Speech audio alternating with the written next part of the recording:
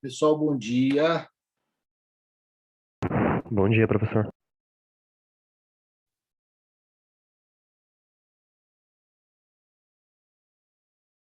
Só deixa eu descobrir um negocinho aqui, 2 segundos, como eu faço uma ferramenta no Zoom. Tá bom.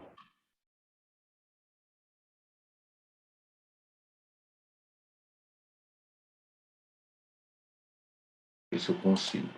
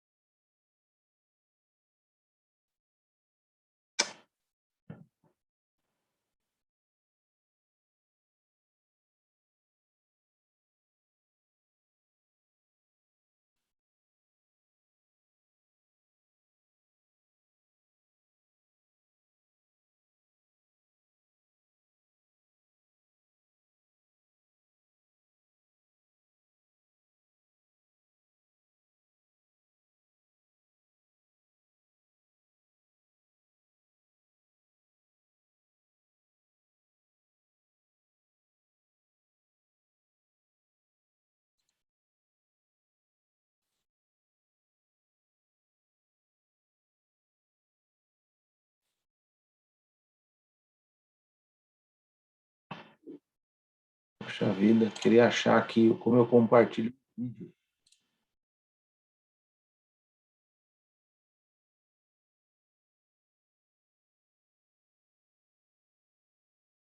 Como compartilha vídeo? Eu queria mostrar um vídeo para vocês depois, de maneira que vocês escutem o vídeo. Aí aqui tem uma ferramenta chamada compartilhar som do computador, entendeu? Só que eu não estou achando. Se compartilhar a tela que vai estar rodando o vídeo no seu computador, será que não dá pra gente assistir? Eu vou tentar depois aqui. Mas tem uma ferramenta própria. Compartilhar som.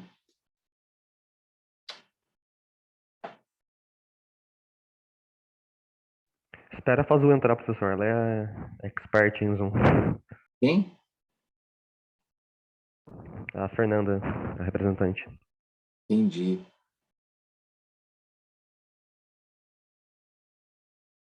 Bom, vamos lá então. Depois eu vejo aqui o que eu faço. É um vídeo muito legalzinho, assim. É uma entrevista, né? Bom, semana passada a gente estava verificando aí as questões relacionadas às funções sindicato.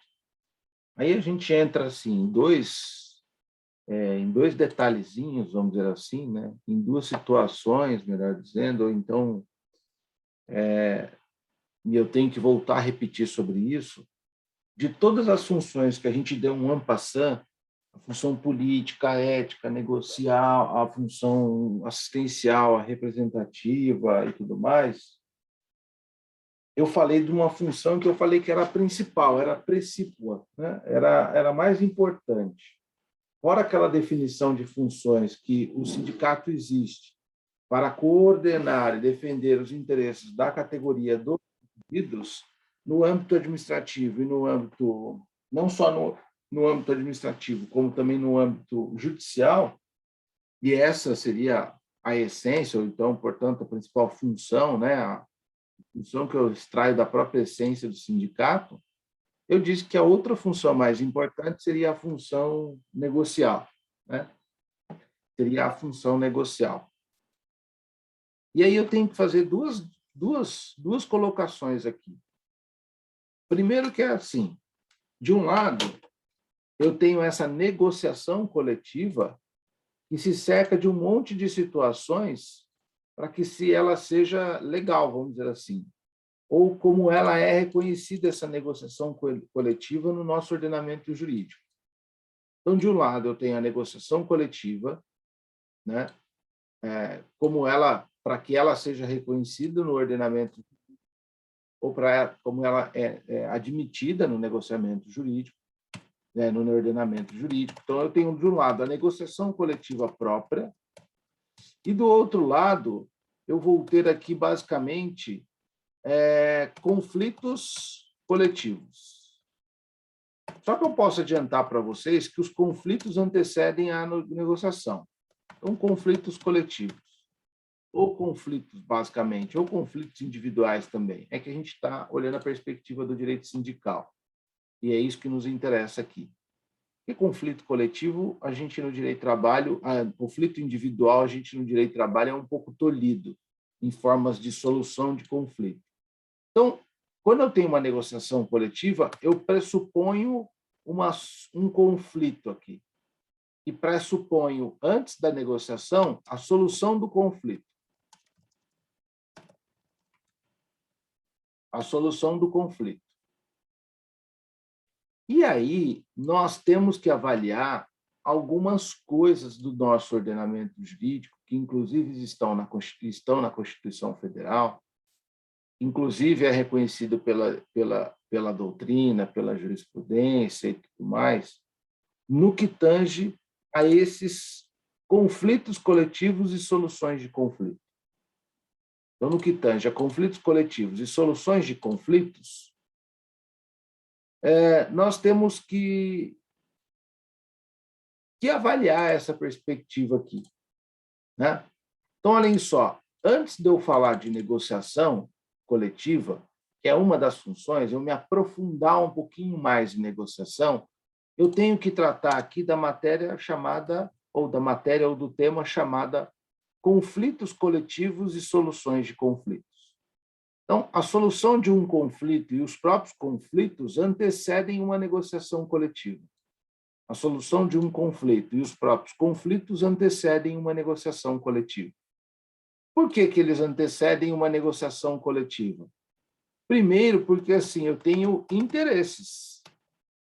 Eu tenho interesses em jogo aqui, né? De categorias antagônicas.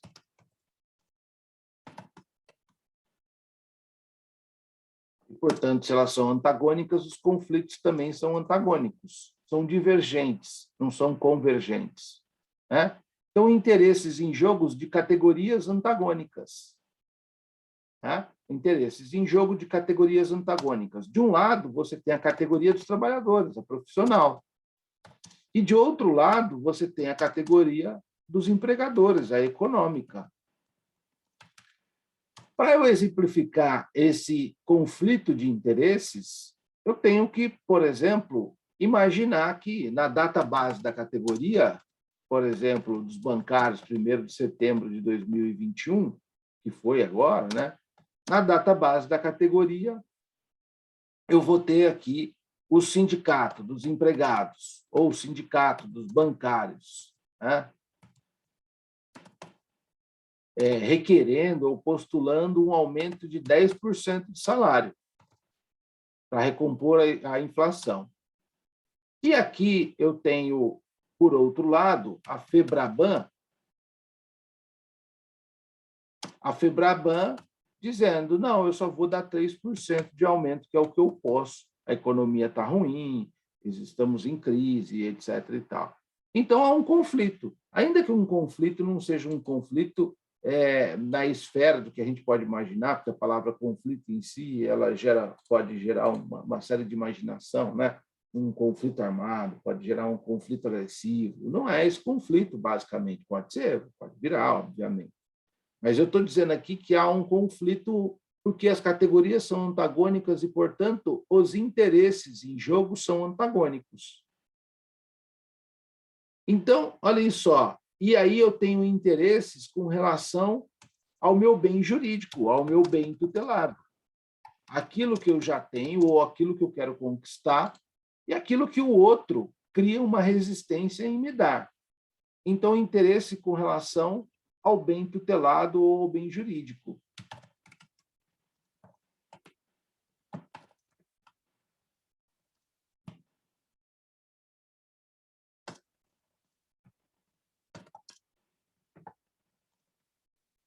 E aí, pessoal, nós temos aqui, com relação a interesses, e aí isso eu já falei lá no começo do curso, com relação aos interesses, a gente vai ter que distinguir os interesses. Quais são esses interesses? Eu não estou tratando nessa aula de interesses individuais. Por que interesses individuais? Quando eu tenho um conflito de interesses individuais, na Justiça do Trabalho, e aí, portanto, eu não estou falando de reclamação, eu estou falando de reclamação trabalhista e não estou falando da ordem coletiva, estou falando da ordem individual. Na Justiça do Trabalho, ou melhor, quando há uma ofensa, um conflito de interesses individuais, há uma ofensa a um bem jurídico tutelado, ou há um conflito de interesses individuais, só me resta duas soluções. Ou só me resta uma solução, na verdade, basicamente. É eu ingressar com uma ação trabalhista e resolver isso judicialmente. E ainda que eu faça acordo extrajudicial, porque agora a lei da reforma trabalhista permite, o acordo judicial tem que ser homologado em juízo. E tem que ter assistido por advogado. Os advogados, eles cada um contrata os seus advogados. E ainda que seja um conflito individual do interesse de trabalhador, que ele queira procurar o sindicato, não deixa de ser individual. É só ele que está sofrendo aquele conflito, só ele que está sofrendo ofensa daquele bem juridicamente tutelado. O fato dele estar sendo assistido pelo sindicato naquela demanda individual não significa que aquilo tornou-se o direito dele um direito coletivo. Não é, é individual. E alguém poderia me perguntar, professor, você está falando de conflitos coletivos, soluções de conflitos, mas a Constituição fala que o sindicato é obrigado a dar assistência individual, coletiva na esfera administrativa e na esfera judicial. Tudo bem, dar assistência é uma coisa, agora eu tratar de conflitos e de interesses é outra coisa. Ele dá assistência para o interesse individual. Como que ele dá essa assistência? Por exemplo, fornecendo o advogado do próprio sindicato para entrar com uma ação trabalhista. Não resta outra solução de conflito. O cara está reivindicando que uma empresa ficou devendo 10 horas extras e a empresa fala que não pagou essas horas. Ainda que o sindicato interfira ele na esfera individual e ligue na empresa e fala, paga as 10 horas extras para ele, no âmbito administrativo, e a empresa fala, não vou pagar, não tem outra solução a não ser judicializar esse conflito. Ou ele vai para o advogado particular, ou ele vai procurar assistência do sindicato, e o sindicato vai indicar o próprio departamento jurídico dele. Mas não é esse conflito que eu estou citando aqui. Não é sobre isso que eu estou falando aqui hoje. Eu estou falando sobre solução de conflitos coletivos. Porque aí eu tenho outros mecanismos, não só apenas a judicialização de algumas questões. Não só apenas a judicialização de algumas questões. Eu tenho outros mecanismos de solução de conflito. Alguém lembra aí? Você já deve ter estudado isso em processo civil, muito provavelmente, creio eu. Algum meio de solução de conflito? No CPC? Não sei se vocês estudaram isso. Talvez vocês estudem lá para frente. Professor? Não, Consórcio? não, mediação, arbitragem. Mediação.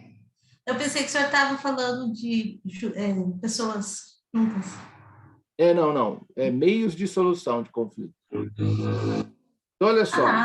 Estudamos sem professor. Isso. No âmbito mediação. No âmbito individual trabalhista, eu não tenho meios de solução de conflito sem ser fora do Poder Judiciário.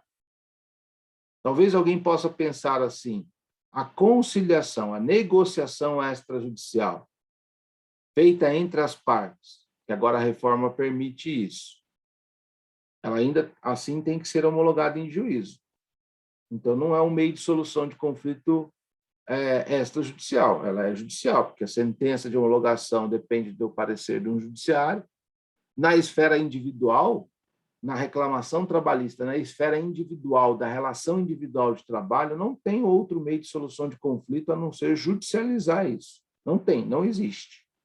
Não cabe nem arbitragem na esfera individual. Agora, eu preciso olhar isso pela esfera coletiva, né? Antes de falar, e isso se mistura um pouco de solução de conflitos, e antes de falar um pouquinho de negociação, falar um pouco mais de negociação. Os dois assuntos se misturam aqui, a gente vai ver. Mas eu estava falando aqui para vocês e que tenho interesses.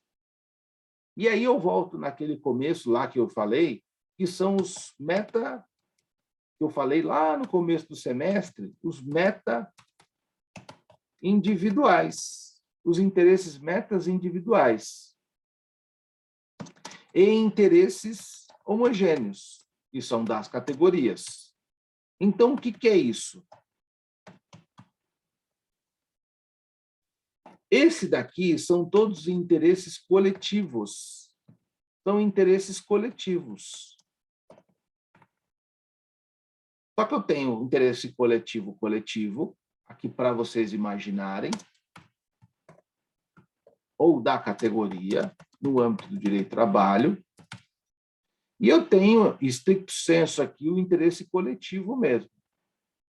Que o próprio CPC, a própria Lei 8.078 de 90, que é o Código de Defesa do Consumidor, traz a definição. Só um minutinho. Definição de metas individuais.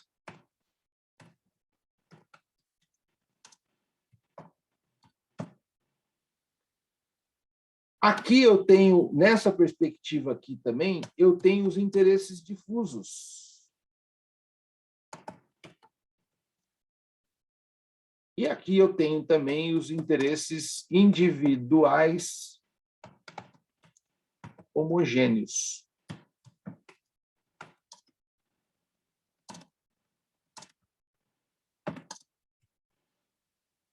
Homogêneos. São interesses de ordem de uma coletividade. E pensem sempre no seguinte, quando a gente fala disso, isso não se aplica ao direito do trabalho, somente ao direito do trabalho. Eu falei isso lá no começo do semestre. Se aplica principalmente no Código de Defesa do Consumidor, para as relações de consumo, se aplica bastante nas relações envolvidas pelo direito ambiental. Então, isso não é um conceito apenas do direito do trabalho, é muito pelo contrário. A origem dessa conceituação, a origem dessa norma, a origem dessa regulamentação veio do Código de Defesa do Consumidor. O Código de Defesa do Consumidor, na década de 90, que se preocupou em regulamentar, em definir o que é direitos difusos coletivos, o que é direitos difusos, o que são direitos coletivos e o que são direitos homogêneos. E por que eu falo em direitos difusos, coletivos e homogêneos? Porque atrás de um direito tem um interesse. Então, hoje eu vou utilizar a expressão interesses coletivos, interesses difusos e interesses individuais homogêneos. E isso está no Código de Defesa do Consumidor. Eu vou aqui para abrir para vocês, e está no artigo, salvo engano, artigo 81. 81. Então, está lá, ó. Vamos lá. Vou compartilhar aqui com você.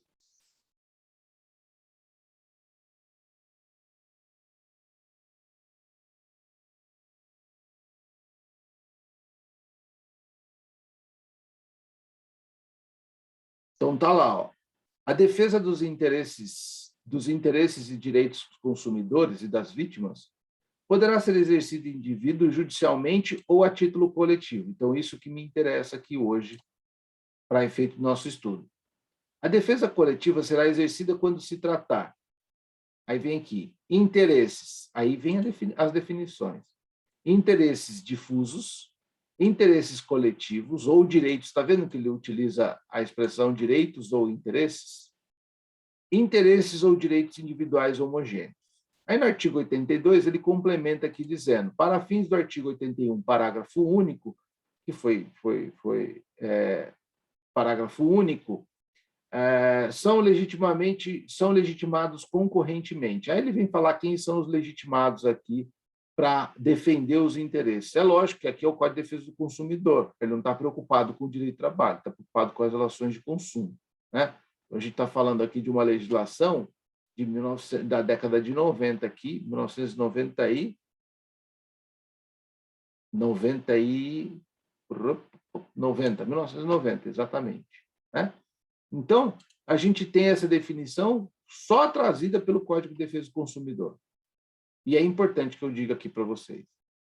E aqui, ó, ele fala lá, ó, eu vou começar com interesses difusos. Assim entendidos para o efeito deste código, os trans individuais, ou seja, passa da pessoa do indivíduo, atinge uma coletividade. Transindividual, sai da minha perspectiva e atinge toda uma coletividade.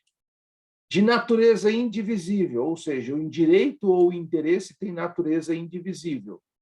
De que sejam titulares pessoas indeterminadas ligadas por circunstância de fato. Então, aqui, ó, eu venho e faço assim. Então, os direitos difusos, o da linha B aqui, tem uma característica, né? É transindividuais, mas todos são transindividuais, os coletivos, os difusos e individuais homogêneos. O direito em si tem natureza indivisível.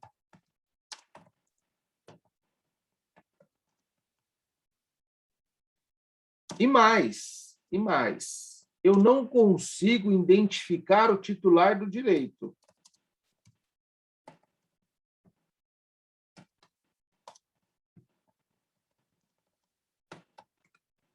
Eu não consigo individualizar o titular do direito. Por exemplo, imaginemos que lá, imaginemos que um produto é lançado no mercado e esse produto, a empresa reconhece que uma peça voa e causa uma lesão nos indivíduos lá. Sei lá, um liquidificador, por exemplo. E as pessoas, ainda que não estejam ajuizando a ação ou judicializando esse problema à luz do Código de Defesa do Consumidor na esfera individual, porque elas podem fazer isso, obviamente, essa notícia chega que essa indústria, sei lá, a Arno, por exemplo, que fabrica os liquidificadores, essa notícia chega no Ministério Público,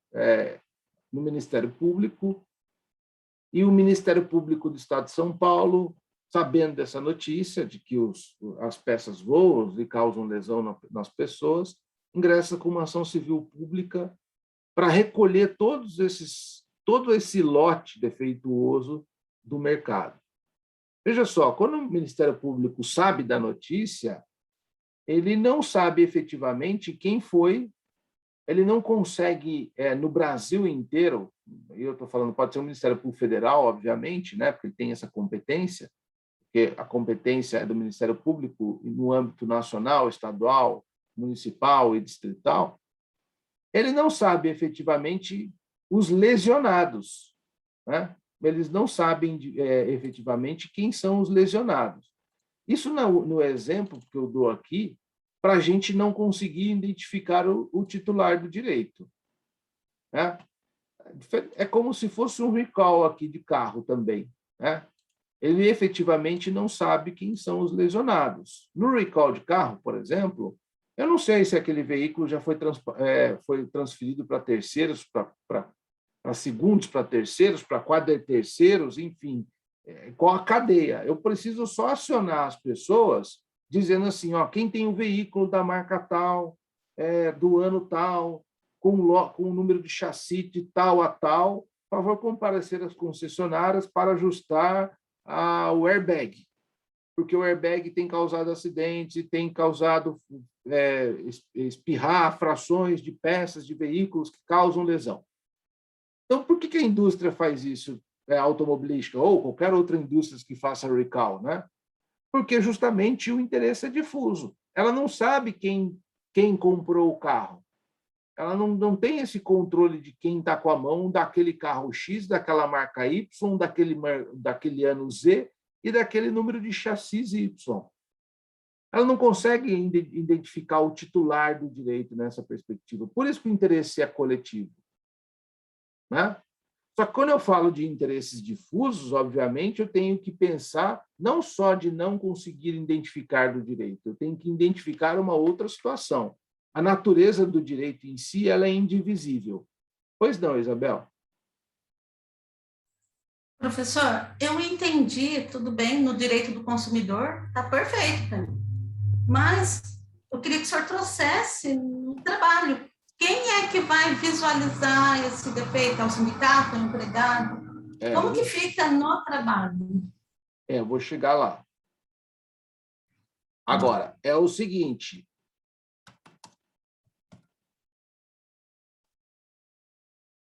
No âmbito do direito do trabalho, eu não consigo identificar o titular do direito? Não sei, mas quem é que vai visualizar isso? Quem que vai verificar isso? É um empregado, o sindicato, aquela pessoa que está responsável lá? Não, vamos lá, vamos responder a primeira pergunta. No âmbito do direito do trabalho, eu consigo identificar o titular do direito ou não? Pergunta para todo mundo. Consegue. Eu consigo, porque eu estou falando de categoria, né? E ainda que eu não falasse de categoria, eu estou falando de um grupo de pessoas identificadas dentro, talvez, de um âmbito de uma fábrica. Então, eu consigo, olha, quem foi atingido por essa lesão no interesse ou no direito foram todos os empregados da fábrica de Taubaté. Eu consigo identificar os lesionados. E aqui, Isabel, aí que entra o grande lance. Aqui, por conta de conseguir identificar a categoria e os lesionados nos seus direitos aqui, eu tenho que o direito difuso, esse conceito de direito difuso, não entra no direito coletivo do trabalho. A gente não trata de direito difuso no direito coletivo do trabalho. Primeiro que a natureza do direito ela não é indivisível. E segundo, muito das vezes, né? E segundo, porque eu consigo identificar a categoria ou o grupo de trabalhadores que foram ofendidos nesse sentido. Então, não entra no direito coletivo do trabalho. Aí, uma outra coisa. Por exemplo, eu vou dar um exemplo aqui, ó, que fica bem clara essa situação do direito de natureza indivisível e não conseguir identificar o titular do direito. Uma empresa que polui o ar.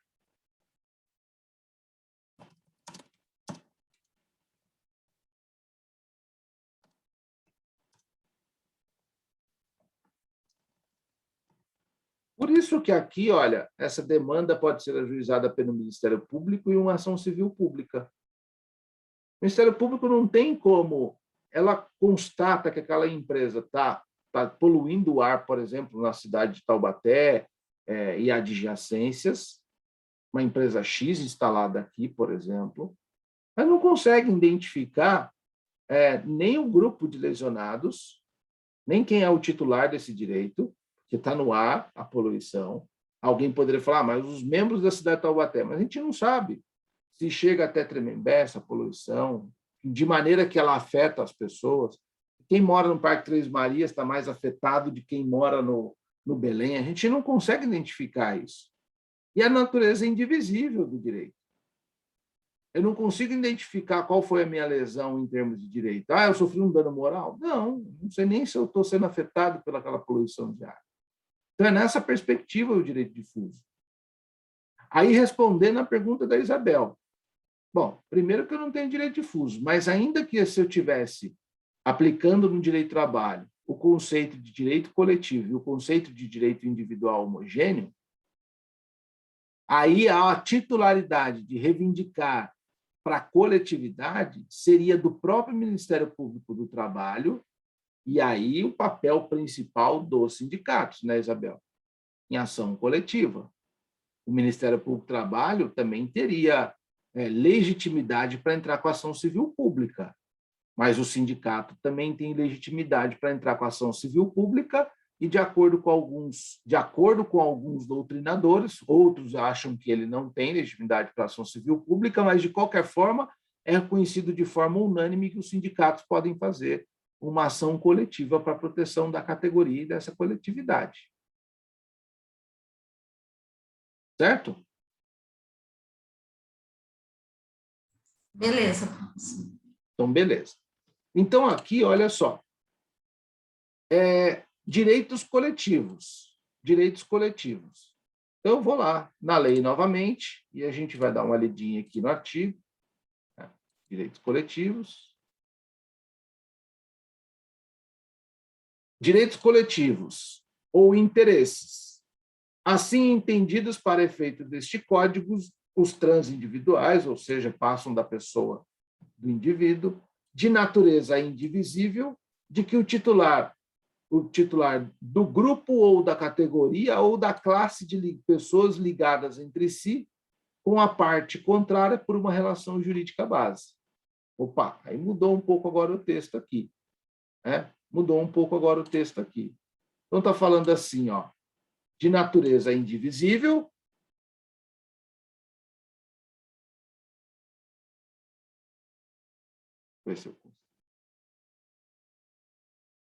ainda continua aqui, de natureza indivisível,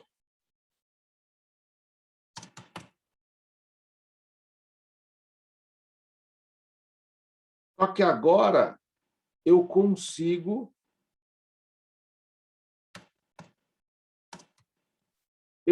identificar o grupo, a categoria de pessoas atingidas ou a classe de pessoas ligadas entre si com a parte contrária, ou entre si ou com a parte contrária,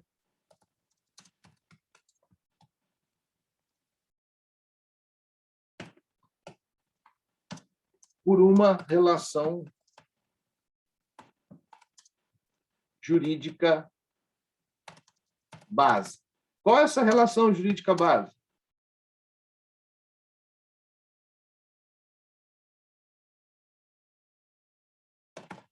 No nosso caso aqui, relação de emprego, né? É uma relação jurídica. Basicamente, o que a gente vai encontrar aqui é essa grupo de pessoas ligadas entre si ou com a parte contrária por conta de uma relação de emprego, né? Ô, professor, então, por exemplo, essas aqui, pessoas, professor, essa coletividade não necessariamente são os trabalhadores, nesse caso são os trabalhadores, e no outro caso difuso, não necessariamente são os trabalhadores? O conceito de direitos... Não. O conceito de direitos difusos, eu vou apagar isso daqui, tá? Para não fazer confusão. Eu preciso passar o conceito, mas o conceito de direito difuso não entra no direito do trabalho. Paga. Sim, esse daí não entra direito do trabalho, não tem nada a ver com os trabalhadores, né? Porque Não, nem não tem consegue nada disso. identificar quem está sendo lesionado. Exatamente. Só o conceito de direitos coletivos que a gente entra aqui para efeito do direito sindical. Aí eu utilizo esse conceito de direito coletivo aqui para efeito do direito sindical. Né? E aí ele fala lá, relação jurídica base. Relação jurídica base, qual vai ser a relação jurídica base? Relação jurídica base vai ser relação de emprego, não tem como não ser diferente. Só que a característica, basicamente, o que vai alterar do direito individual aqui homogêneo para o direito coletivo é o fato da natureza do direito ser divisível e indivisível. É o fato da natureza ser do direito divisível e indivisível. Porque se ele é coletivo, e aqui o direito é indivisível, eu não consigo quantificar o direito para cada indivíduo dessa categoria. O direito ele é igual para todo mundo. É um dano moral coletivo para todo mundo. Por exemplo, numa indústria em que o Ministério Público ele entra com uma ação civil pública dizendo que tem denúncia de um gerente que é assediador moral. Ele detona a psicologia de todo mundo. E ele é gerente geral da fábrica. Caberia uma ação civil pública, né? Ou uma ação coletiva por parte do sindicato? Vamos imaginar o sindicato, para não ficar falando do Ministério Público, o papel principal aqui da nossa aula é o sindicato, o foco é no sindicato. Caberia aqui uma ação do próprio sindicato, uma ação coletiva, dizendo a gente quer um dano moral, né? Um dano moral para toda a categoria desses trabalhadores, né? Revertido ao sindicato, ou revertido a um fundo de amparo ao trabalhador, essa quantificação desse dano, não vai para o indivíduo em si, porque esse camarada, que esse exemplo não é muito bom, porque ele pode se confundir com o individual homogêneo, mas só para vocês entenderem, porque esse camarada ele comete assédio em toda a indústria. Eu sei que todas as pessoas que estão sob o guarda-chuva dele são assediadas, mas eu não sei a quantidade de dano que cada um pode oferir. Não é um exemplo muito bom, porque eu poderia imaginar que eu conseguiria imaginar o dano individual de cada um. Mas este é a questão. Os danos coletivos, o que difere, vão diferir aí dos danos dos interesses individuais homogêneos. Além de você conseguir identificar o grupo ou a categoria, você consegue individualizar a lesão do direito de cada um. Ou seja, a natureza pode ser divisível. Nos individuais homogêneos, por exemplo, eu já tenho uma outra perspectiva. A conceituação aqui do próprio legislador, aqui no artigo 81, inciso 3, ela é muito mais simples. Ela fala assim, os direitos individuais homogêneos são entendidos os decorrentes de origem comum. Então, aqui, ó, o conceito legal, origem comum. Aí eu vou dar um exemplo que ele vai ficar bem fácil de entender aqui. Agora, um exemplo mais fácil de entender, né? Origem comum.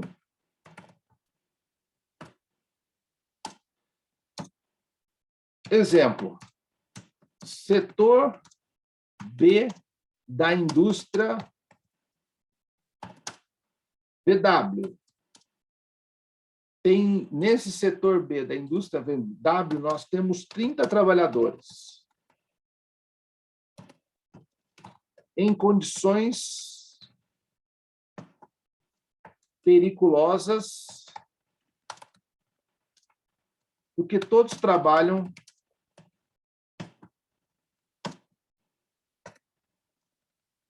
com pintura ao lado do armazenamento de combustíveis inflamáveis.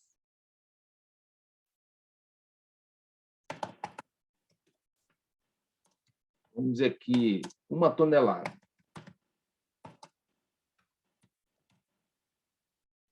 Então, olha só, eu tenho 30 trabalhadores trabalhando ao lado, assim, não tem nem 5 metros de distância desse local onde tem 1 tonelada de combustíveis inflamáveis.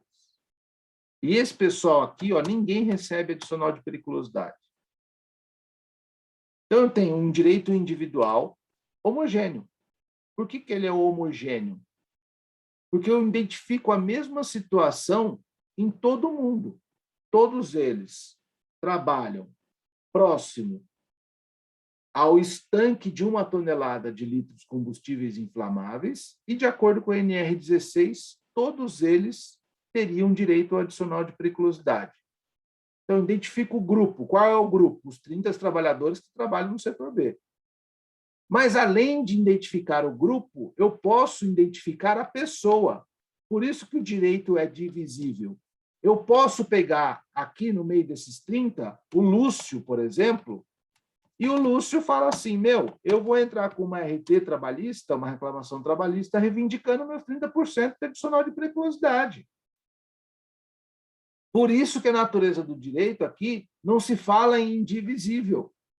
Porque eu posso ajuizar a ação sozinho e reivindicar o meu direito sozinho. Talvez fique mais claro nessa perspectiva, explicando o direito individual homogêneo. Eu posso reivindicar. Ainda que eu faça parte dessa categoria, desse grupo, eu posso reivindicar sozinho. Mas o meu sindicato também tem legitimidade, o sindicato também tem legitimidade para fazer uma ação coletiva e reivindicar, não para o Lúcio em especial esse adicional, mas para reivindicar para todos os trabalhadores do setor B.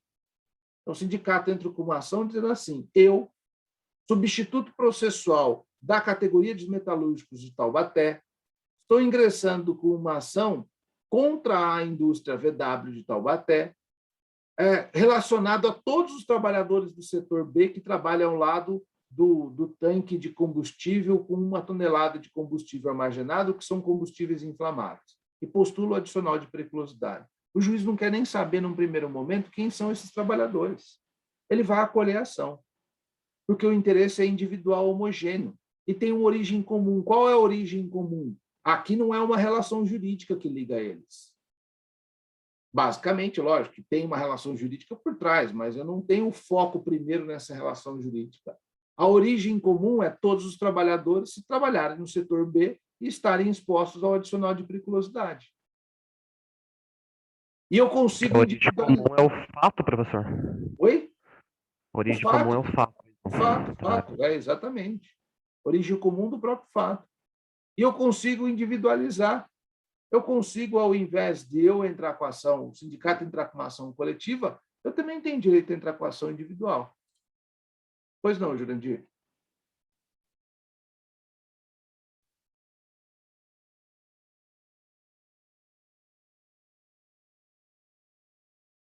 Você está sem som. O áudio está desligado. Professor, bom dia. Nesta ação, ele teria que nomear os trabalhadores? Ou não é necessário? Se for como substituto processual, não. Aí vai chegar só uma fase do processo que vai ter que individualizar o grupo de pessoas na fase de execução ou de liquidação de sentença. Mas aí quem é que pode se habilitar, então? Porque não fica um pouco aberto isso aí? E todo mundo que trabalha perto dessa área? Não fica? É óbvio, Jurandir, que é assim. Eu entendi a sua pergunta. O que vai acontecer numa demanda judicial dessa? O sindicato precisa identificar os trabalhadores que trabalham nessa área? Não. Por que não? Porque a lei reconhece que ele pode ajuizar a ação por duas perspectivas. Uma como representante processual. O representante, eu preciso indicar o meu representado, obviamente. Eu estou falando de representação, eu preciso indicar quem é o meu representado. É o Lúcio, Jurandir, a Daniela, a Isabel, o Denis, a Marina. Aí é uma situação. E o sindicato tem legitimidade para ajuizar a ação na qualidade de substituto processual. Nesse momento, ele não indica quem são os representados. Ele fala, trabalhadores do setor B da Volkswagen, ponto. Por óbvio que vai chegar a contestação da Volks e ela vai fazer o quê? ela vai delimitar quem são esses trabalhadores. É uma consequência lógica disso. Ela não vai deixar isso em aberto para contemplar outras pessoas. E ainda que assim ela não faça, o juiz, na fase de liquidação, vai determinar a perícia contábil e o cara vai falar assim: olha, perito, eu quero que você pegue lá os documentos, as fichas de registros e os controles da empresa daqueles trabalhadores que trabalham no setor B e que estão nesta condição de periculosidade. Só que, para isso, já foi feita a perícia da periculosidade, porque, não se esqueçam de uma coisa: prova técnica, o juiz não pode, ações coletivas e reclamações trabalhistas que envolvem prova técnica, o juiz não pode conduzir o processo sem se basear na prova técnica. E por que ele não pode fazer isso? O juiz é médico? É médico do trabalho? Não. O juiz é engenheiro de segurança do trabalho? Não. Os advogados são médicos, pode até ter formação de médico, mas é bastante difícil, né? Advogar, ter feito medicina, depois direito e continuar advogando. É muito tempo de estudo para poder... A pessoa vai se dedicar a uma carreira ou outra, né? E ainda que assim fosse médico ou engenheiro, se não tiver especialização de engenharia do trabalho e medicina do trabalho, também de nada serve. Então, se o juiz não é médico do trabalho e se o juiz não é engenheiro do trabalho, como é que ele pode fundamentar a sua decisão, se depende de prova técnica? Por isso que depende de prova técnica. Então, nessa demanda, que eu estou dando exemplo, foi feita uma prova, uma perícia. E nessa perícia, provavelmente, ainda que o perito não tenha delimitado nome por nome, denominado nome por nome, fulano de tal, ciclano de tal, beltrano de tal, tem direito ao adicional de periculosidade, ele pode ter dito lá, todos os trabalhadores que trabalham no setor B, ter tirado foto, que estão a menos de 30 metros do armazenamento de 1 tonelada de combustível. Os que estão contíguos no setor B, mas que trabalham no setor C, D e E, não são contemplados pela periculosidade. Ele vai dizer isso no laudo. Você entendeu? Mas ele pode ser substituto processual, sim. Beleza. Então, pessoal, eu tenho aqui... Opa!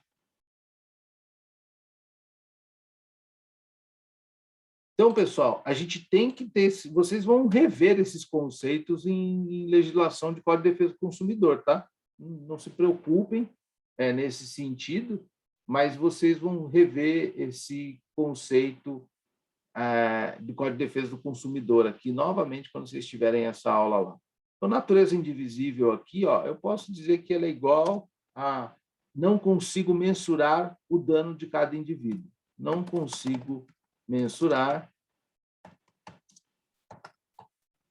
o dano de cada indivíduo. Quer ver um exemplo bom de direitos coletivos na esfera do trabalho?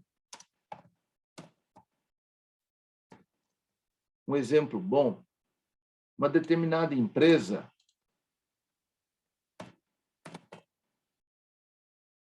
se instala num município, uma determinada empresa se instala, é nova, né? Começou há pouco tempo, se instalou no município lá e tudo mais e tal, e ela começa a explorar a atividade e ela fornece um EPI, por exemplo, a empresa faz muito ruído, muito barulho, e ela fornece um EPI, que é um EPI de aquele sem ser o concha, é um plugzinho de espuma, né? E aí constata-se que esse plug de espuma não resolve a eliminação da insalubridade. Então, é uma questão de medicina, segurança e saúde do trabalhador. E questões de medicina, segurança e saúde do trabalhador são questões, basicamente, a priori, de direito coletivo, né? Eu não consigo individualizar qual o prejuízo na saúde de cada um deles de forma individual. Então, por exemplo, nesse exemplo do protetor auricular, a empresa se instalou lá, e o MPT, o Ministério Público do Trabalho, ou o sindicato até, descobre que o protetor auricular não é adequado. Ainda não houve tempo para causar lesão em nenhum dos trabalhadores. Não houve tempo para dar perda auditiva para nenhum dos trabalhadores. E o sindicato faz o quê? Ação coletiva. Para quê? Ele não sabe qual, não existe dano dessas pessoas. Ele fala assim, olha, o direito é coletivo porque é um grupo de trabalhadores, que são todos eles relacionados por uma relação jurídica, um contrato de trabalho com a empresa X, e não há um dano efetivo, porque ninguém aqui está ficando surdo. Mas eu quero que corrija o PPI fornecido. Em vez de ser o plug de espuma, vocês vão fornecer numa ação judicial, eu estou entrando com uma obrigação de fazer ao sindicato, eu quero que forneça o protetor auricular de concha. De concha. É um exemplo. Não tem dano para ninguém, né? Existe uma coletividade relacionada por uma mesma relação jurídica, e aí é um interesse coletivo de toda aquela categoria, porque ainda não há como possível individualizar o dano das pessoas nesse sentido aqui. Correto? Professor, então eu- poderia falar assim, o coletivo seria no âmbito da empresa. Não, não poderia jogar para fora, prejudicar fora. E o difuso poderia ser a empresa, mas que envolve terceiros, que não são empregados? Olha só, difuso não entra no conceito de difuso para direito de trabalho, Isabel, esquece o difuso. Ah, tá. Não, o senhor falou daquela hora da, por exemplo, Poluição no ar. poluição do ar. Então, mas aí, olha só, se eu tenho um direito difuso, eu não consigo identificar se isso é trabalhador, para mim pouco interessa. Eu estou falando do direito de trabalho, imagina só, olha a perspectiva.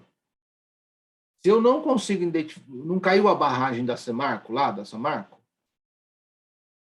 Tá, caiu a barragem lá. Aí pegou todos, não sei se é Brumadinho, vamos colocar Brumadinho, pegou todo mundo da cidade de Brumadinho. Você pode ter certeza que se o que acontece naquela situação, é que lá não dá também um exemplo, mas o que acontece? Se eu não conseguisse individualizar o grupo de pessoas que foram prejudicadas naquele sentido, é que eu consigo, porque são todos membros daquele município. Se eu não conseguisse individualizar, eu poderia ter trabalhadores da própria indústria lá. Mas eu não estou tratando isso na perspectiva do direito de trabalho, porque o direito de trabalho não admite a perspectiva do direito coletivo, do direito difuso. Eu estou tratando isso na perspectiva do direito ambiental. Aí ele cuida de direito difuso. Ah, sim. Entendeu? Tá bom. Então, assim, cuidado só de você fazer essa afirmação. O direito difuso é o que sai da fora da empresa e o direito coletivo é o que fica dentro da empresa. Não, porque o direito difuso não entra nesse conceito do direito de trabalho. Só isso, tá? É que eu achei porque, por exemplo, poderia refletir numa empresa ir embora da cidade, por exemplo, daí Entendi o seu raciocínio. Poderia refletir, por exemplo, essa poluição nos próprios trabalhadores da empresa. Mas tudo bem. Aí eu teria que ver uma outra perspectiva. Aí eu teria que, mas entra no conceito de direito coletivo, entra no conceito de direito individual. Aí eu poderia até ver isso. Mas, a priori, essa poluição do ar que está causando a todos os munícipes e as cidades contíguas, ela é abarcada pelo direito ambiental e que cuida do direito difuso. Nós aqui não cuidamos, nós não damos atenção ao direito difuso aqui, porque não cabe na perspectiva do direito de trabalho. Porque o sindicato, pensa no sindicato, não pensa em Ministério Público. O sindicato não tem como defender a coletividade não identificada. Imagina o sindicatos metalúrgicos de Taubaté ajuizam uma ação coletiva a todos os munícipes de Taubaté, Tremembé e Pinda, porque tem uma poluição de uma fábrica. Não tem nem sentido, né? Atingindo todos os munícipes. Aí o juiz vai falar assim, sindicato, você defende interesse da população também? Achei que era só da sua categoria, só de metalúrgico. Achei que o artigo 8º era para você defender só interesse de metalúrgicos, não da população em geral, da população civil, vamos dizer assim, em geral.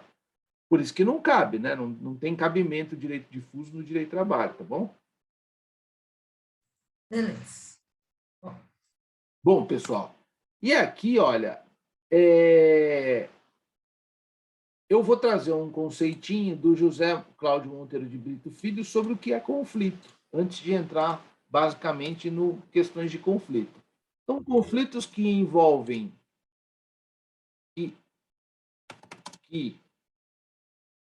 envolvem interesses coletivos e surgem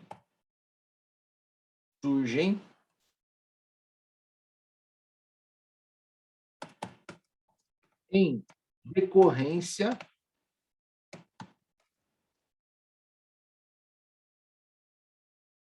da relação trabalhista. O José Cláudio Monteiro de Brito Filho faz parte do Ministério Público do Trabalho, ele é procurador de trabalho.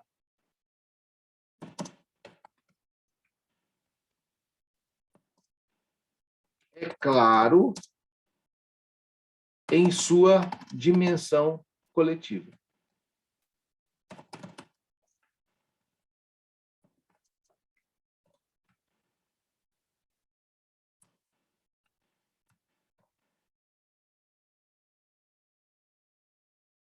Certo? Aí a gente tem uma classificação doutrinária sobre essa solução de conflitos. Uma classificação doutrinária do que é essa solução de conflitos. Aí tem aqui.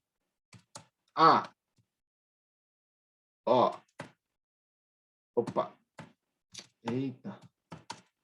De acordo com os meios utilizados para a sua composição,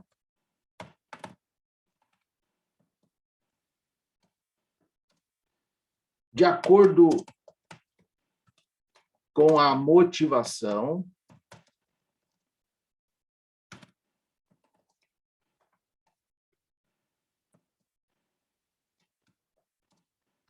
pelas medidas de conflitos utilizadas,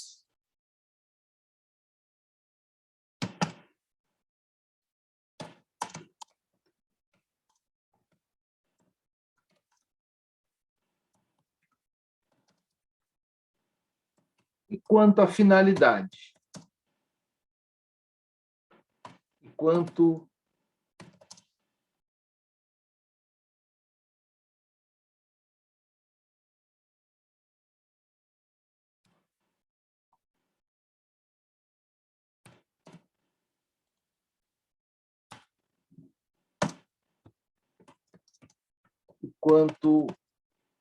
à finalidade normativa pretendida. E aqui, olha, quanto à finalidade normativa pretendida, é o que nos interessa basicamente, quanto à finalidade normativa pretendida. E aí, a gente tem assim, ó, nesse primeiro momento, a gente tem assim, quanto à finalidade. Nós temos a divisão de conflitos que sejam econômicos e conflitos que sejam jurídicos. Então, conflitos que sejam econômicos e conflitos que sejam conflitos jurídicos. Sabe quando eu falei do reajuste de salário dos bancários? E um quer dar 3% e o outro quer reivindicar 10%? Isso é um conflito econômico ou é um conflito jurídico? Econômico. Sabe quando eu quero a categoria que é uma PLR maior, ou a categoria que se institui o Vale Alimentação, por exemplo, aquela categoria não tem, e o empregador cria resistência, fala, não, Vale Alimentação eu não posso dar. Isso é um conflito econômico ou um conflito jurídico? Eu acho que daí já é jurídico, né? Também é econômico. Ó. Criar, modificar ou extinguir condições de trabalho são conflitos econômicos. Eu achei que criar fosse jurídico, depois, quando fosse brigar pelo valor, seria econômico. Mas aí o conflito jurídico ele entra numa outra visão, numa outra ótica. Ele basicamente é a lesão, é a contraposição, ou seja, os interesses antagônicos, do que trata o ordenamento jurídico. Basicamente, no que tange a interpretação de normas.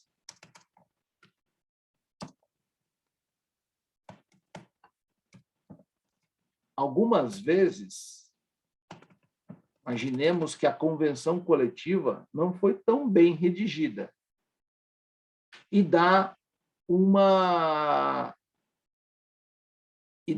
interpretação dúbia, em dois sentidos. Se você interpreta de uma maneira, você, vamos dizer assim, beneficia os empregados. Se você interpreta da outra maneira, você beneficia os empregadores. Então, há um conflito no que tange aquela interpretação da norma, e aí a gente chama desse conflito como conflito jurídico. Eles falam em lesão ao direito ou ameaça do direito, daquilo que já existe, aquilo que pré-existe, ou ameaça do direito daquilo que pré-existe, daquilo que já existe no ordenamento jurídico.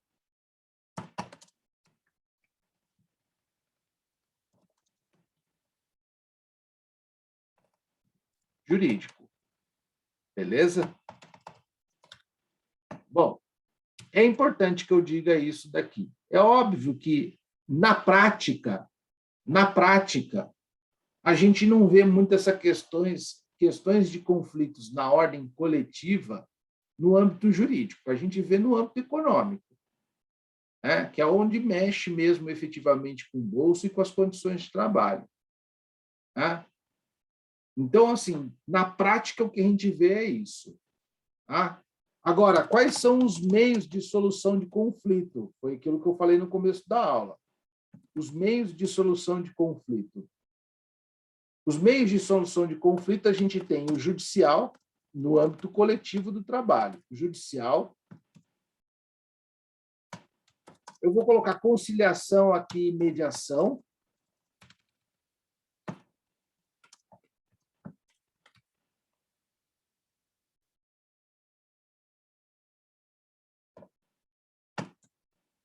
E eu vou colocar aqui arbitragem. Então, são esses três meios de solução de conflito no âmbito coletivo. No âmbito individual, a gente só tem um, na Justiça do Trabalho ou no Direito do Trabalho, que é o âmbito judicial. Não se admite mediação e nem arbitragem extrajudicial no Direito do Trabalho. No âmbito coletivo, se admite aqui. Que também é uma prática que eu vou falar para vocês, a gente vai chegar lá. Mas são os meios de solução de conflito. Então, eu pressuponho, como eu disse a vocês, que há um conflito anterior, e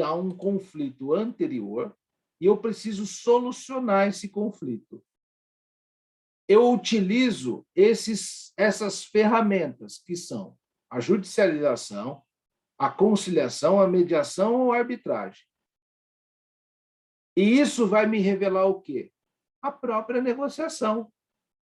A própria negociação. É a própria negociação do que eu estou falando. Isso me revela a própria negociação. Certo?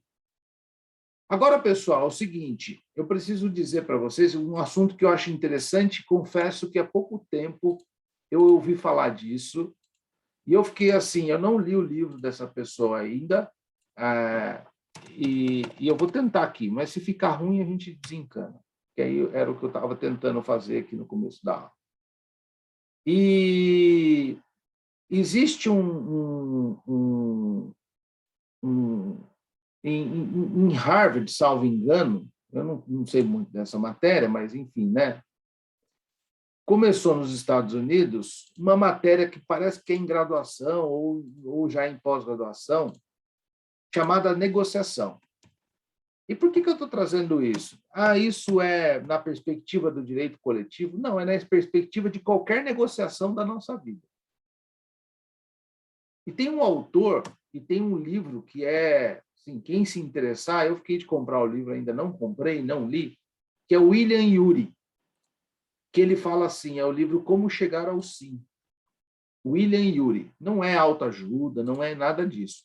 Ele ensina técnica de negociação. Eu acho que nós, no direito, o MEC tinha que começar a olhar para isso, e William Ury, Como Chegar ao Sim com Você Mesmo, o nome do livro. Eu acho,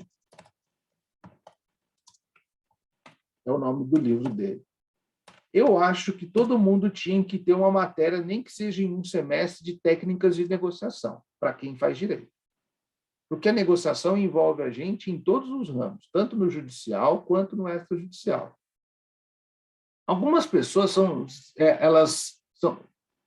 na tentativa de serem visionárias, elas entendem que o futuro do direito, e isso, por isso que eu estou falando isso em direito do trabalho, é a negociação extrajudicial. Em vez de você judicializar, você tenta negociar isso extrajudicialmente. E aí a gente tem uma outra perspectiva, que é o seguinte: quando a gente tem a nossa cultura brasileira da judicialização, nossa cultura da judicialização. Nós somos o país que mais judicializa demandas no mundo. Então, tudo a gente vai para a justiça. Enquanto que o americano, fica claro isso lá naquele Suits, né? No Suits da Netflix, que tem o Harvey Specter lá, você pode ver que quase tudo eles resolvem extrajudicialmente. É lógico que aquilo ali tem uma poesia artística ali que envolve, né? Uma licença poética, obviamente, mas essa faz parte da cultura, porque a justiça americana, ela é muito cara para promover a ação, você tem que ter muita certeza do que você está fazendo, os honorários de advogado lá são muito caros para você ajuizar uma ação, e lá eles têm os precedentes, que são os cases, os hard cases, que são julgados pelas cortes superiores, só que, diferente do nosso país, eles seguem os precedentes à risca. Para você alterar um precedente, é muito difícil, você tem que fazer toda uma engenharia. Então, por isso que eles se baseiam, em toda hora estão procurando precedentes, estão fazendo negociação extrajudicial. Olha, se me paga uma indenização, senão eu vou entrar na justiça. Só que é óbvio que esses acordos extrajudiciais lá, eles têm validade. Então, por que eu estou trazendo o exemplo do William Ury, que ele é o papa da negociação no mundo, e esse livro? Porque me indicaram, eu fiz um curso na FGV lá, de gestão empresarial, e tinha um módulo de negociação. Então, assim, eu particularmente, pode parecer um pouco chato, não sei se vai dar para vocês assistirem, mas eu, sinceramente, acho que, se vocês não quiserem assistir, está tudo bem para mim, eu acho que vocês tinham que assistir essa entrevista aqui, ó. É 22 minutos. Vocês estão escutando bem? Não estão? É um pouco baixo. Espera aí.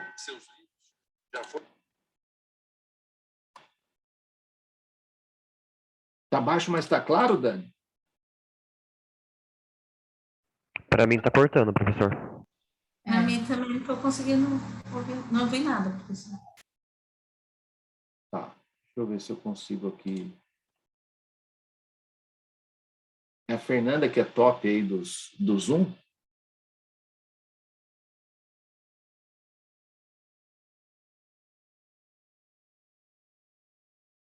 Fernanda.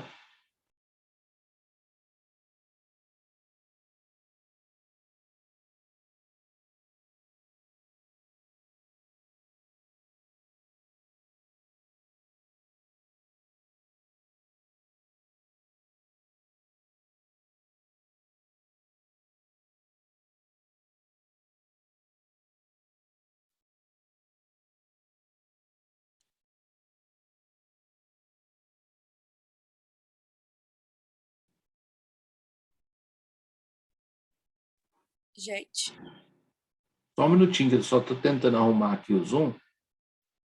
Ah, tá, é que travou.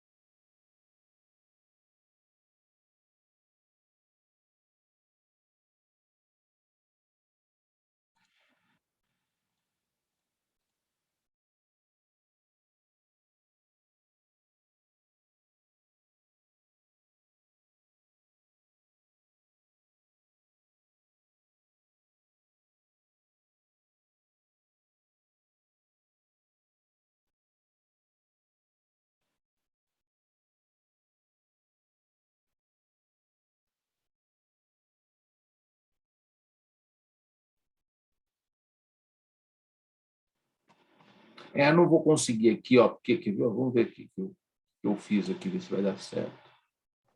Professor, essa entrevista está no YouTube? Tá no YouTube, eu vou compartilhar o link com vocês. É só coloca o link, a gente assiste. Vou ver só. Sabe o que é, Dani? Quando eu encasqueto com o negócio, nossa, eu fico nesse negócio até resolver. Eu tenho toque já Eu original. sou assim também. Originalmente de fábrica.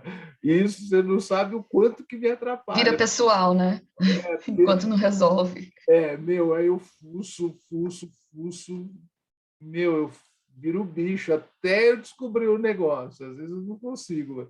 Isso me atrapalha um tanto que às vezes eu estou no escritório e quero resolver um negócio, tipo assim, até do meu computador lá do escritório. Tá ruim certificado digital. Em vez de eu tenho uma assessoria de informática. Em vez de eu ligar para o cara, resolve aí. Eu perco 1 hora lá tentando. Falei, não, não é possível que eu não consiga resolver isso. Mas, enfim. Eu vou compartilhar aqui o vídeo com vocês, porque tem uma ferramenta aqui no Zoom que você compartilha o som do próprio computador. Mas eu não sei. Sinceramente, deixa eu ver se é isso daqui.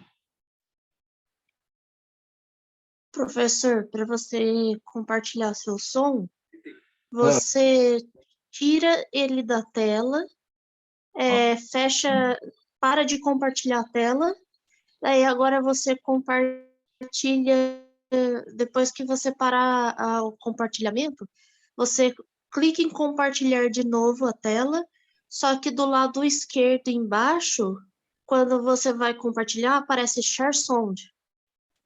Daí você clica em Share Sound. Eu estou aqui sem compartilhar nada. Aí eu coloco... Daí você... Isso. E daí, quando você entra na tela de compartilhamento, que você vai selecionar, do lado esquerdo embaixo tem Share Sound ou Inverso, uma coisa assim. O meu tá assim, eu estou enxergando todos vocês aqui, certo? Aí tá compartilhar tela. O meu tá em português lá embaixo. Tem os participantes e compartilhar tela. A setinha verde. Eu clico no compartilhamento, é isso? Você clica em compartilhar, daí vai aparecer aquele quadrinho que você escolhe o que você quer compartilhar. Isso. Né? Do lado esquerdo embaixo desse quadrinho. Será que é isso? Tem... você tem que marcar compartilhar som. Nossa, que top, hein? Então vamos ver aqui. Vamos ver se vai dar certo. Você me avisa aí.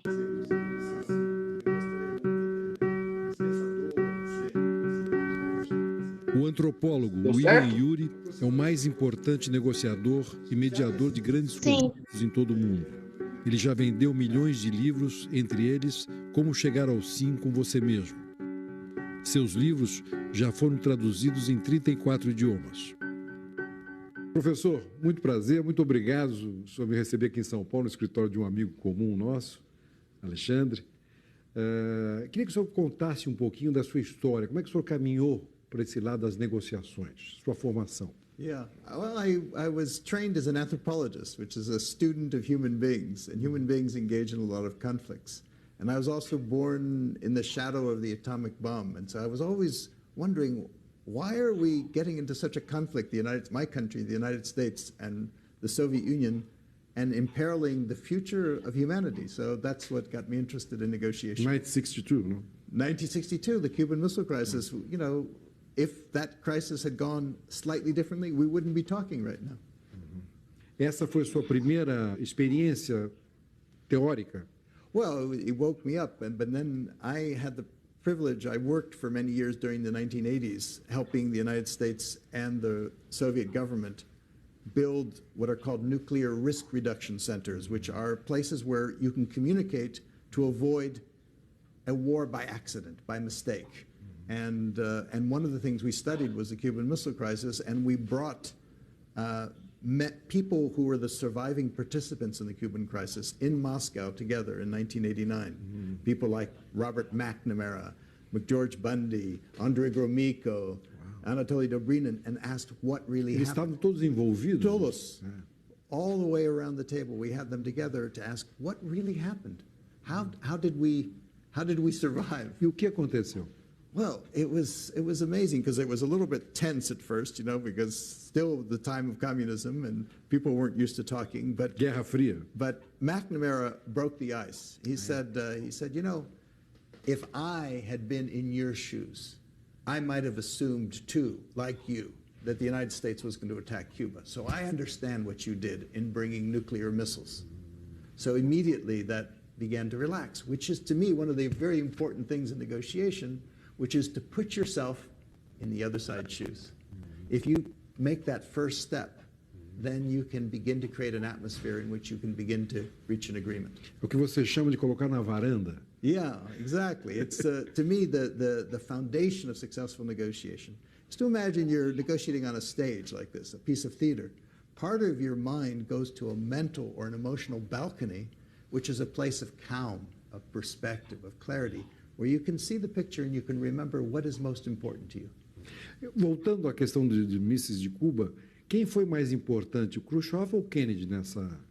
You know, each was so important. If we'd had a president like, I don't know, Trump, you know, we would that would be it.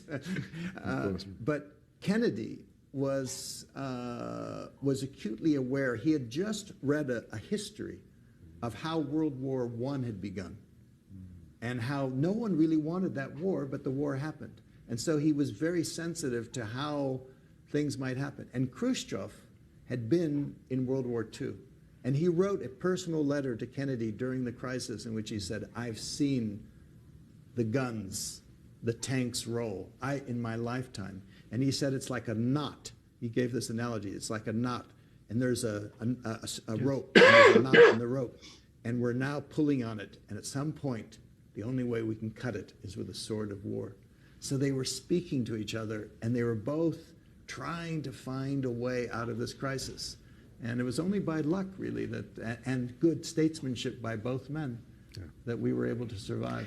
Você acha que esse foi o momento mais delicado da história? Yes, without question. That was the moment in which, you know, there were little accidents like during the midst of the crisis, an American plane was flying over Cuba to take photos, and the Russians shot a missile and shot it down. The pilot was killed, and the Americans were all prepared to invade Cuba at that point.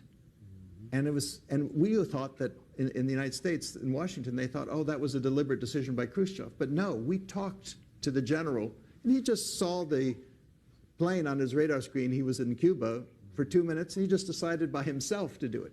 But that almost started the war. Professor, o que é a arte da negociação?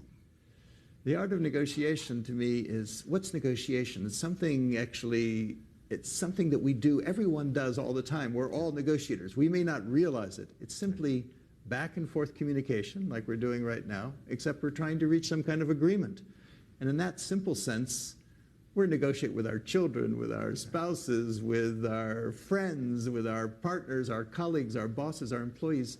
When I ask people how much they negotiate in that sense, They say, oh, half my time I'm negotiating. Nesses dias tem um artigo na Folha de São Paulo falando que o Trump, se eleito, será mais perigoso que o Estado Islâmico. Interesting.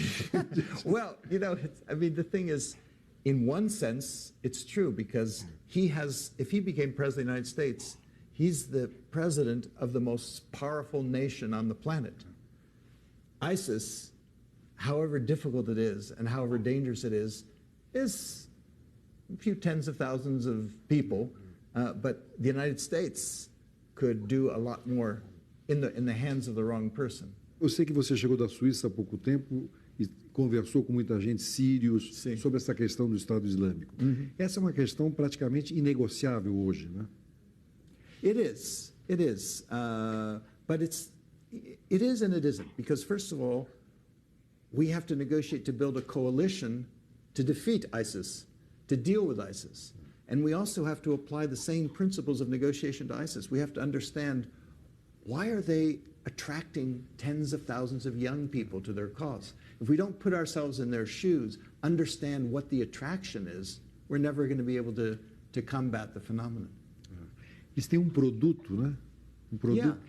Yeah. They have a product, and they're marketing it through the internet. They're very savvy at social media. And we need to have a counterproduct.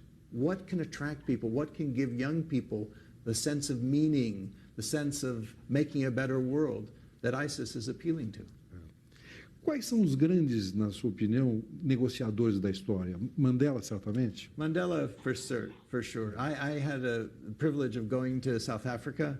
I met Mandela at one point, and I watched a situation where here was a man, he was put in jail for 27 years. What was the first thing he did when he was in jail? The first thing he did was he learned the language of his enemy. Afrikaans. He studied their history. He learned about them. He learned about their sufferings, their story, and that equipped him to be a better negotiator. He went to the balcony. In fact, he even says in his autobiography, he learned how to negotiate with himself first. He learned how to deal with it because he was quick to react. He'd been a boxer, so he was quick to react. He learned how to manage himself, to me, which is the key to success in negotiation. If we can't influence ourselves first, how can we possibly influence someone else? Falando um pouco assim dos grandes, né? Stalin, Roosevelt e Churchill. Okay, so Stalin was not much of a negotiator. No. He was a dictator. Yeah. You know, he just ruled by power. But naquele momento, né? Yeah, but in that moment, absolutely. Yeah. After during World War II, people who would never ever have even sat in the same room together were able to create a coalition to defeat Hitler, and then to try and build a world and the United Nations, the world that we inherit today. So in that sense, it was a very successful negotiation. Roosevelt had the long-term perspective. Churchill did too. But they were able to go to the balcony. That was the key. They were able to think not just of the next year, but think of the next generation or two generations and think, how is the world going to deal with its conflicts? And as difficult as we have it now, it was much worse back then. That's the thing. I mean, right now, there's a lot of fear in the world and even a lot of anger. But I think back to the Cold War, like the Cuban Missile Crisis. Even as dangerous as ISIS is, it's nothing compared to the Cuban Missile Crisis, which is when, you know, all of humanity might have perished. So we have to kind of, again, put things in perspective and realize that there's hope, we can do this. It takes negotiation, it takes cooperation, and that's the great challenge facing us today. Você falou em colocar em perspectiva, eu me lembrei do Schoenlein com Kissinger sobre a Revolução Francesa. 200 anos é muito pouco tempo ainda. That's it. That's it. We need to have that long-term perspective. Exatamente. Você esteve há pouco tempo na Colômbia. Você ajudou naquelas negociações entre as Farc e o governo. Como foi? Well, I've been involved. President Santos asked me to come to Colombia 5 years ago to advise him about how to even begin the process of how do you put an end to a 50-year civil war. And at that point, people thought there's a 2% chance, a 3% chance, because there'd been many attempts, all failed. what we tried to do was try to figure out how, this is one of the keys in negotiation, how do you build the other side a golden bridge? How do you make it as easy as possible for them to come and make a peace agreement, leave aside their weapons? And so what we did was we designed an agenda based on an understanding of their interests. We knew that they weren't just going to surrender, because after 50 years, what are they going to say to their troops? Oh, it's all over. They have to have some sense of honor and dignity. What they had fought for was land, injustice in land, inequality in land. So we began with the issue of land reform. We offered them the possibility of participating in politics so that they can try to advance their agenda through democratic means. And so we designed a little agenda. We then had secret talks in Havana for 6 months to see if we could agree on the formula. And once that was agreement, then Santos made those public, and now we're in the last month or two of reaching a final agreement. And it's an amazing history-making opportunity, because it's the end of a 50-year war, over 200,000 dead, 6 million internally displaced victims, and there's been a lot of innovations in the process, innovations in transitional justice, innovations in victim rights, innovations in the role of women. But the amazing thing, too, is it's the end of the last armed conflict in the entire hemisphere. So it raises the question, if we can put an end to war in one hemisphere, why not in two? Professor, eu estava pensando aqui o senhor falando, o Papa foi muito importante também nessa negociação. The Pope, to me, is one of the great lights in the world today. And yes, the Pope has played, he played an important role in bringing the United States and Cuba together. The negotiations take place in Cuba. And when the Pope visited Cuba, it gave an incentive. Even the FARC, you know, they look up to the Pope. Raul Castro, they right now people like the Pope, and so he plays a very important role of inspiring peace. Evidente que a negociação é uma arte e nós precisamos nos preparar para isso, né? As universidades hoje, Harvard e outras, têm cursos, né? Absolutely. When I began in the 1970s, there were no courses on negotiation. But now, every school, even around the world, but at Harvard, the business school, the law school, the school of government, major corporations, everyone recognizes that negotiation is a key skill for all of us. In fact, we should probably be teaching children in elementary schools, how do you resolve conflicts? Because it's key in life. And now it's the beginning of this field. O seu grande desafio, eu imagino que o nó górdio das negociações hoje no mundo é o Oriente Médio, né? It is. And I just got back from there, and one of the things is to me is the Middle East is going through a huge change right now, a tectonic change. Maybe the change, the first massive change like in 100 years of reorganizing even borders, thinking of but the question is, how is everyone going to live together? And one of my passions is a project that I started 10 years ago, which is to create a kind of Santiago de Compostela in the Middle East called the Camino de Abraham, the Abraham Path. And it's a long-distance route that goes across the whole Middle East that ties the entire Middle East together around an ancient story that binds the Middle East together, which is a story of Abraham, or Ibrahim, who signifies what people in the Middle East are most proud of, which is their tradition of hospitality. He had his tent open in all four directions. Para cristãos, muçulmanos e judeus, né? Absolutely. For everyone. It's really for everyone. And to me, the future of the Middle East, long term, is either terrorism or tourism. And the Abraham Path is an initiative in tourism, in economic development. And the World Bank is now involved. National Geographic did a cover story of the 10 best new walking trails in the world. Provence, Wales, Tuscany. Number one was Abraham Path. Quais foram as negociações mais difíceis que você fez? Well, always the last negotiation is the most difficult, but one of them I remember was in Venezuela, where I had to negotiate with Hugo Chavez. And personagem, né? Yeah, he really was. And I was invited by the United Nations because it was a time when there were 1 million people on the streets of Caracas demanding the resignation of Chavez, and 1 million people supporting him, and people were worried there would be violence and maybe even civil war. Anyway, at one point, I had a number of meetings with him, but one meeting in particular was, I had a meeting with him, it was at 9 o'clock at night in the presidential palace.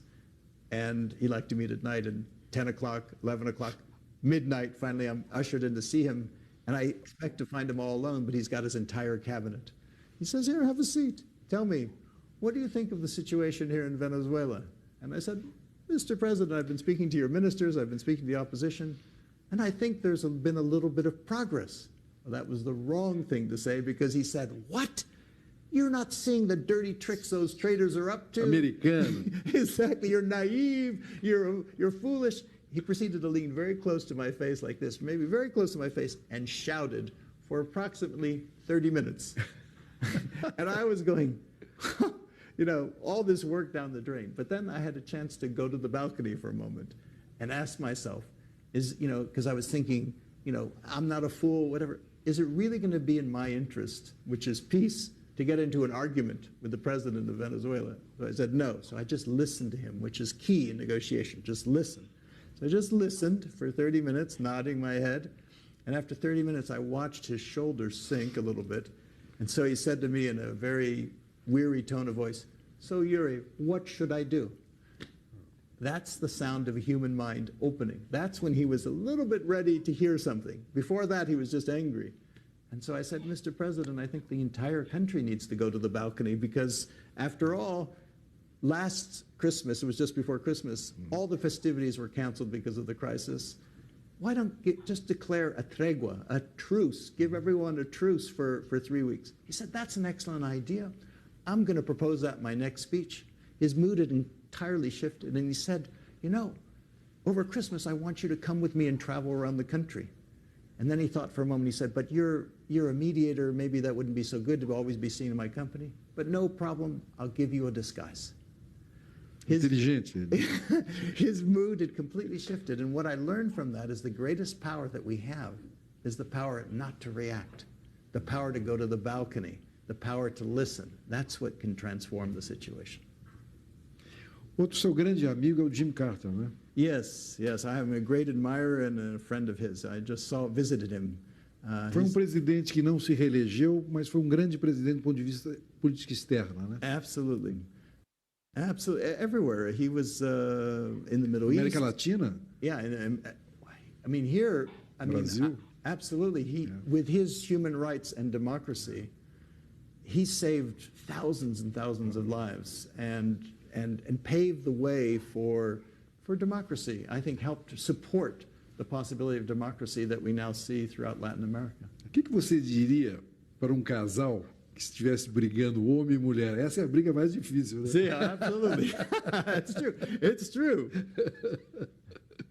Que conselho você daria para casal? Well, the one thing I would say to me, which is the key to successful negotiation, is to talk less, listen more. It's about, to me, negotiation is not, we think of it as talking, but a successful negotiator is someone who knows how to listen. And listening, I don't just mean hearing the words, but what's behind the words, what's underneath the words, what are the feelings, what's not being said, what does that person really want? If we can learn to listen in that way, I think that's the key to a successful marriage. Voltando para o início da sua carreira, eu me lembro que você foi conversar com o Warren Buffett, né? Como é que foi aquela conversa? Yeah, Warren Buffett was interested.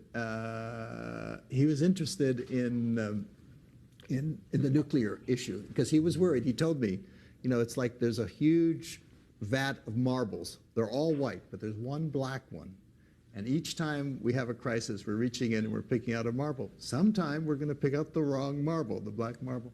So, but when it was very interesting because I just finished writing a book called Getting to Yes with Roger Fisher, and he said, Você vendeu 15 milhões, mais ou menos. Something like that, yeah, absolutely. And he said, but in my line of business, yes is not the most important word. The most important word is no. And I said, what do you mean, Warren? He said, well, I sit there at my desk in Omaha, and I look at one investment opportunity after another, and I say no to this one, and no to this one, and no to this one. I say no 1,000 times until I find the one that I'm looking for, and then I say yes. And all I have to do is say yes maybe 5 times, and look at me, he'd become a billionaire. So to me, what that showed is that yes is a very important word, but so is no. No, sometimes in life you have to say no in order to say yes to something even more important. And so I wrote a book about this, actually inspired by that comment, called The Power of a Positive No, of how to say no positively in a respectful way, because it's very hard for people, I think, a lot of people. We can't say no so easily, but the art of the positive no is key. Professor, para terminar o programa, o que o senhor mais aprendeu na sua vida com essas negociações todas?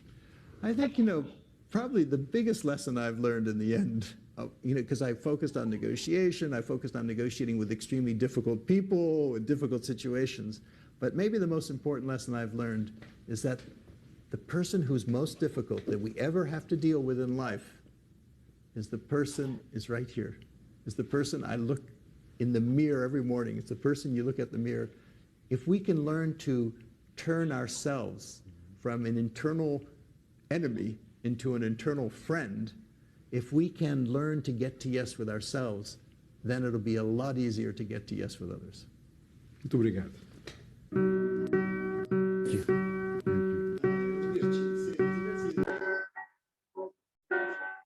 Pessoal, é o seguinte, eu mostrei o videozinho porque me apresentaram esse vídeo e eu acho interessante. Você viu que numa hora ele fala ali que os cursos de negociação começaram em Harvard, ele é o pai da negociação, e ele fala até das faculdades de direito. É óbvio que eu estou citando a negociação em si, ela seria importante para nós no âmbito individual, ainda mais na esfera da advocacia trabalhista, porque o princípio do processo de trabalho basilar é a conciliação. Para vocês terem uma ideia, o processo de trabalho sempre, a audiência trabalhista inicia com conciliação e termina com conciliação. E a conciliação pode ser proposta a qualquer momento do processo, inclusive em grau de instâncias superiores. O CPC só foi copiar essa ideia de conciliação em 2015. Agora é obrigatória a oportunidade de conciliação antes da audiência de instrução. Isso já sempre existiu na Justiça do Trabalho. E no âmbito coletivo, na perspectiva dos sindicatos, isso, para mim, ganha uma proporção muito maior, na verdade, né? Só que uma grande questão que ele coloca ali no vídeo, é lógico que ele fala de política, ele fala de algumas coisas. O livro dele é mais ou menos sobre técnicas de negociação. Ele fala dessa história da varanda, da empatia, de escutar. Ele fala algumas técnicas de negociação, mas o mais importante que eu acho é que, assim, a gente talvez tenha que enxergar essa negociação sindical não como um contraponto de interesses. Você vê, ele faz negociações em âmbitos políticos e questões, em conflitos muito graves, em que os conflitos são extremamente conflitantes ou antagônicos, né? Para não ser redundante, conflitos conflitantes, são extremamente antagônicos e ainda assim ele consegue perceber a necessidade do outro. No movimento sindical, a gente sempre enxergou uma resistência por parte do sindicato e empresa. Sindicato acreditando, quando a empresa fala que está com dificuldade, não pode fazer, ele simplesmente afasta aquela história, fala, pô, isso daí é uma mentira, em absoluto, e a empresa, quando fala que o sindicato precisa de mais, também desacredita naquela história, né? Então, é só nessa perspectiva que eu queria apresentar isso para vocês, porque eu acho legal vocês se interessarem por isso, porque se o futuro da advocacia virar, por exemplo, do direito do trabalho, virar negociação coletiva, seria importante que nós dessemos atenção a isso. Foi por isso que eu quis apresentar o vídeo para vocês. Eu achei muito legal. Não sei a opinião de vocês nesse sentido. Ô, professor, eu quero fazer esse caminho de Abraão, hein? Mas aí vocês deem uma olhada aí, se interessaram, eu só quis compartilhar um conhecimento novo que eu adquiri aí nesse sentido. Apresentar para vocês. Muito legal. Professor, parabéns pelo dia do senhor. Obrigado pelo senhor. Hoje é professores, obrigado. Todo o conhecimento, tudo que o senhor sabe. Obrigado, muito obrigado, professor, pela obrigado paciência. Obrigado pela paciência vocês, comigo, que às vezes eu sou meio... Não tem que pedir paciência, não. Estou aqui para isso. Obrigado vocês aí, por serem meus alunos. Parabéns, professor. Obrigado, pessoal. Parabéns, professor. Obrigado. Fiquem com Deus aí. Amém. Tchau. Até semana que vem. Enfim, bom final de semana. Tchau, senhor. Obrigado. Parabéns pelo dia. Sextou. Tchau. Tchau, tchau.